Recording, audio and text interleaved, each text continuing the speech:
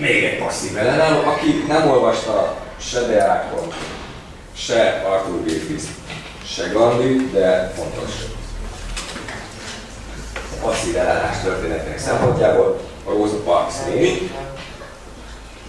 Egy egyszerű takarító néni volt, déli államokban, egyszerűen Montgomery városában, és akkoriban voltak olyan mai törvények, amik azt mondták, hogy a feketéknek a buszon hátul kell ülni, de ha annyi fehér ember száll föl egy buszra, hogy a feketéknek is kell hely, akkor át kell adni a feketék helyét a fehér embernek. Hát ő, mint a legtöbb fekete nő, természetesen takarítónőként dolgozott, ment haza a munkából, és át kellett volna adni a helyét. És elég fáradtott már után, még ideges is megmondta, hogy nem. És akkor őt ezért letartóztatták, és ennek hatására lett az úgynevezett Montgomery buszbolykott, ami arról szólt, hogy az összes fekete nem. Azt mondta, hogy akkor ezért nem használjuk a buszokat. Ha nem megyünk munkába, akkor nem megyünk munkába. És ha megint visszatérünk oda, hogy mindig a hatalomnak hol fáj legjobban, ha nem használjuk a buszt és nem megyünk munkába, akkor zsebénél. Megint nagyban hozzájött ahhoz, hogy faj törvények enyhüljenek, és hogy elinduljon a fekete afroamerikai emberjogi mozgalom. De érjük át ennek a mozgalomnak példaképéhez, vezetőjéhez,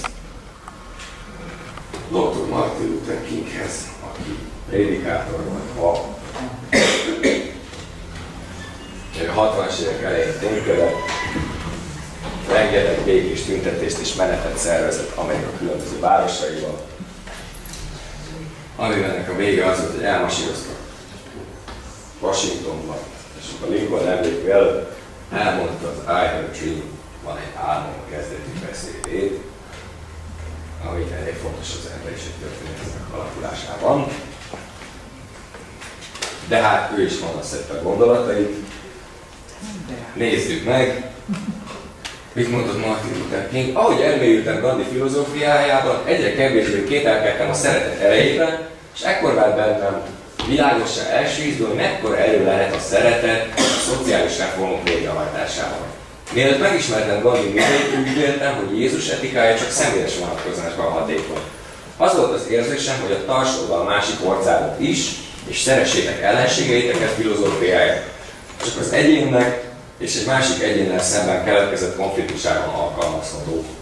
A faji csoportok és a nemzetek vonatkozásában elkerülhetetlennek, szükségszerűnek tekintettem a realisztikusabb megoldást.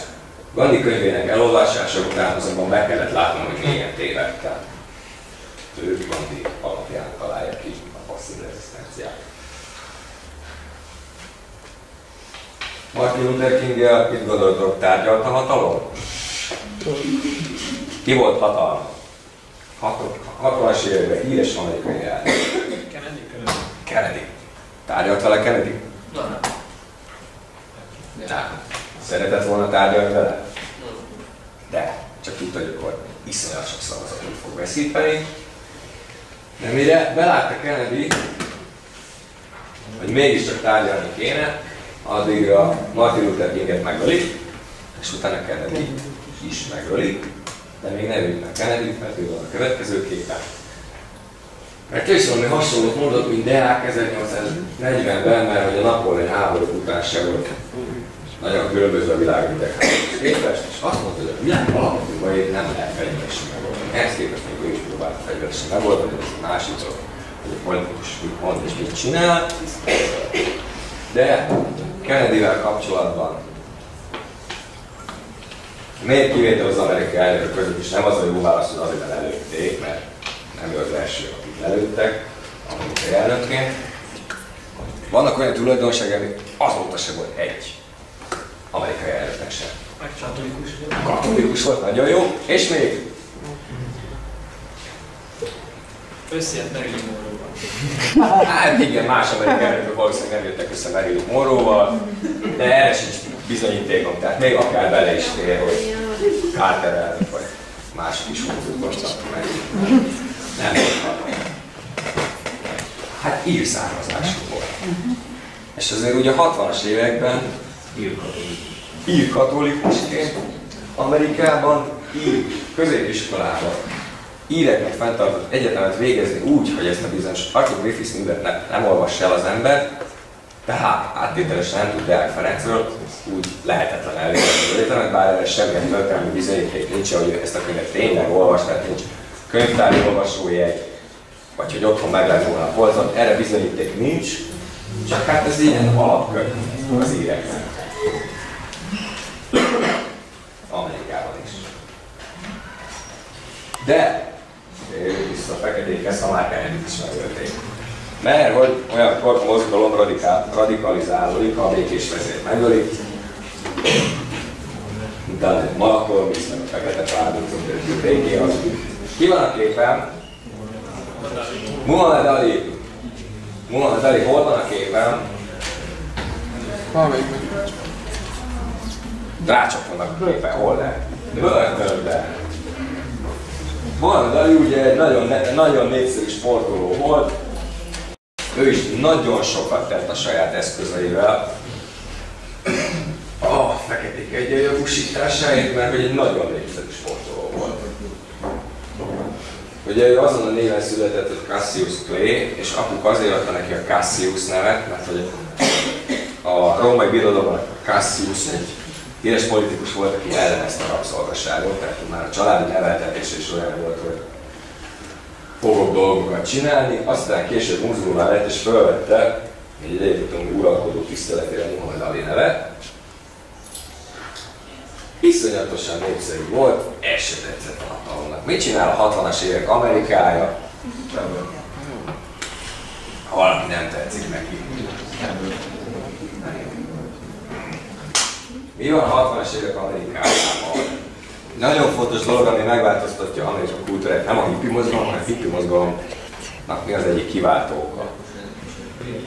A vietnámi háború nagyszerű. Tehát nem szeretjük az embernek, küldünk neki egy szép katonai behívót, hogy kedves fekete ember, menj el és öljél nekünk sárga embert, és hogyha mind a ketten meghaltok, akkor is mi nyerünk, mert kap egy katonai behívót. És nem megy el. És ezért kap $10,000 büntetést, 5 évet felfüggesztve, és 1967-től 1971-ig eltiltják a profi ökölvívástól, amik a legszebb évei lehettek volna a sportkarrierjében. Ő szintén nem fegyveresen, de nagyon sokat feláldozott azért a saját életéről, hogy ezt a harcot megnyerje. Menjünk tovább!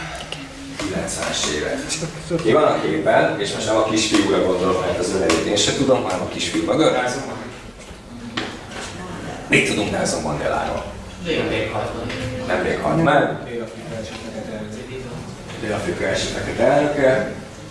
Még mielőtt fekete elnöke, hol volt ő? Börtönben. Börtönben. Hány évig volt börtönben? Sokáig, 27. 27 évig volt börtönben. Mondjuk az ő erőszakmentességhez hozzá kell tenni, azt elhallgatták a halálakor, mert mindig csak szépre jól emlékezni, hogy először még nem gondolkozott annyira békésen. Kapott ő is kiképzéseket a megfelelő emberektől, de aztán a börtönben átgondolta a dolgokat, és onnantól ő is a békés utat gondolta Gandhi és Martin Luther King gondolatai alapján, amivel Dél-Afrikában szét tudja rombolni az apartheid rendszert, amit nem is nem.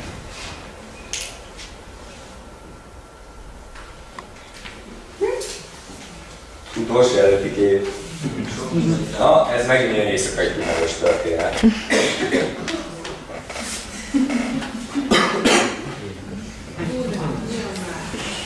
Ki volt? Én. Ja, hát aki volt ott. Nem volt mellette. Aung San Suu Kyi, hogy egy... Aung San Suu Kyi, pontosan. Eszternél egy éjszakai kimenő. Volt mára, amikor ügyeletes.